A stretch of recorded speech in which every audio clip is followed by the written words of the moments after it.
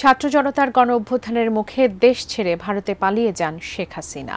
সাবেক এই প্রধানমন্ত্রী ক্ষমতাচ্যুত হওয়ার পর সেখানেই অবস্থান করছেন। এরপর থেকেই তিক্ত অবস্থায় রয়েছে ভারত ও বাংলাদেশের সম্পর্ক, সেই সঙ্গে রয়েছে অস্বস্তিও। এমন পরিস্থিতির মধ্যেই প্রধান উপদেষ্টা ডক্টর মোহাম্মদ ইউনূসের একটি সাম্প্রতিক সাক্ষাৎকারে অবাক ও বিচলিত হয়েছে ভারত। ওই সাক্ষাৎকারের বিষয়ে কেন বিচলিত মোদি সরকার? বিস্তারিত শেখ ফরিদের রিপোর্টে।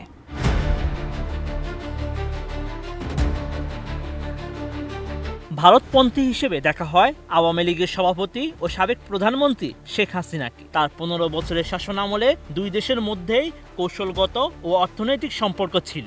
এমনকি নিরাপত্তাগত দিক দিয়েও সবচেয়ে বেশি সুবিধা পেয়েছে নয়াদিল্লি। কেননা ভারত বিরোধী গোষ্ঠীকে কঠোর হাতে দমন ও সীমান্তের অমীমাংসিত কিছু বিষয় নিষ্পত্তি করেছেন তিনি। হাসিনার দেশ ছেড়ে যাওয়ায় ভারত ও বাংলাদেশের গভীর সম্পর্কের মধ্যে এক জটিল পরিস্থিতি সৃষ্টি হয়েছে, যা ডক্টর ইউনূসের বার্তায় বিষয়টি প্রকাশ পেয়েছে। গত সপ্তাহে ভারতীয় সংবাদ সংস্থা পিটিআইকে সাক্ষাৎকার দেন ডক্টর ইউনূস। সাক্ষাৎকারে তিনি শেখ হাসিনাকে দেশে না ফেরানো পর্যন্ত ভারতে অবস্থান করতে হলে তার চুপ থাকা উচিত। অন্যদিকে বৈষম্য বিরোধী ছাত্র আন্দোলনে হত্যাকাণ্ডের ঘটনায় সাবেক এই প্রধানমন্ত্রীকে দেশে ফিরিয়ে বিচারের মুখোমুখি করার জন্য চাপ বাড়ছে। ডক্টর ইউনূস বলেন, দ্বিপাক্ষিক সম্পর্ক বজায় রাখতে ঢাকা নয়াদিল্লির একসঙ্গে কাজ করা উচিত। এই সম্পর্ক বর্তমানে তলানিতে রয়েছে বলেও উল্লেখ করা হয়। তার এমন মন্তব্যের বিষয়ে ভারতের পররাষ্ট্র মন্ত্রণালয় আনুষ্ঠানিক কোনো প্রতিক্রিয়া জানায়নি, তবে তারা এমন মন্তব্যে হতাশ হয়েছে।